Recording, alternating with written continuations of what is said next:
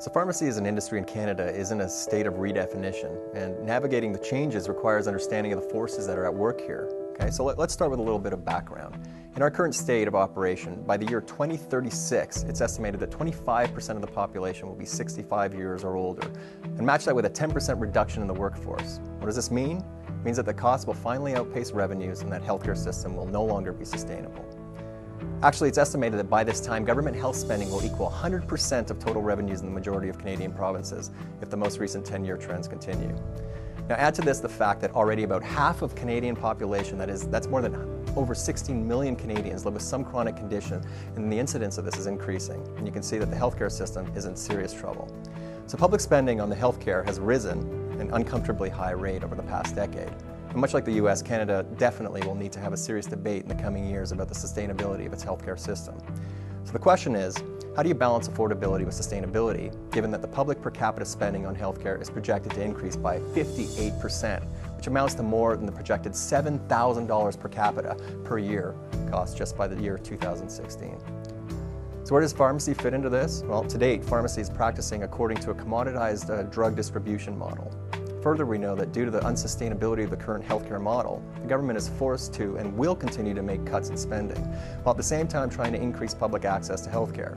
For instance, generic drug costs of the top 6 drugs in Canada recently decreased to 18% that of brand price, and more cuts like this are likely on the horizon. These cutbacks, of course, impact the bottom line of pharmacies and economically stimulate a trend whereby pharmacy as a commoditized drug distribution model is pushed to compete on cost alone. Worse yet, the supply of pharmacists is increasing, as pharmacy is the fastest growing healthcare profession in Canada, and this is matched against the declining growth rate of pharmacies due to, and largely in part, the legislative changes as well as the restructuring of the environment. So put together, this translates to an increasingly excess supply of the current pharmacist service and system that has diminished demand, which of course impacts profits for owners and wages for pharmacists. In short, pharmacy is a maturing market in Canada, and despite a strongly growing demand by the public for access to healthcare.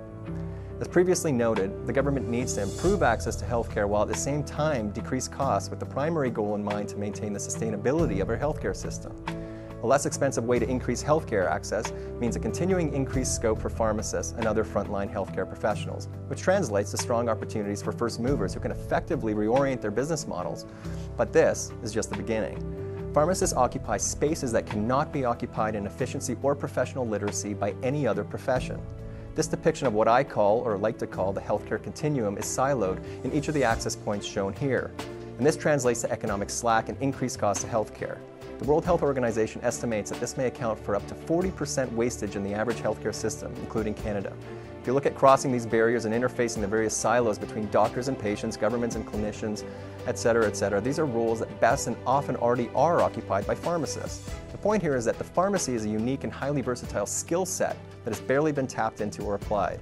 But if pharmacists could identify the opportunities and apply their skills, especially in light of the current need, the opportunities that could await pharmacists are lucrative and are enormous. But this takes a redefinition of the norm, a paradigm shift, if you will, and that requires understanding of the economic imperatives of all the stakeholders in the healthcare system, understanding of the external environments and trends, internal understanding of the competences, and what value can really and effectively be captured. In short, management. Management entails in one form or another the iterative process of analysis of the internal and external environments, planning across the functional levels of business, and unifying an alignment of strategy, understanding how to implement your plans and keep track of progress. All this is in an ongoing and iterative process. Understanding and effectively applying global management principles is critical to the business of pharmacy. So I've been asked many times by different healthcare professionals if management is pertinent to their industry and sector, be it profit or not for profit. And my answer is always the same, only if you're interested in being sustainable.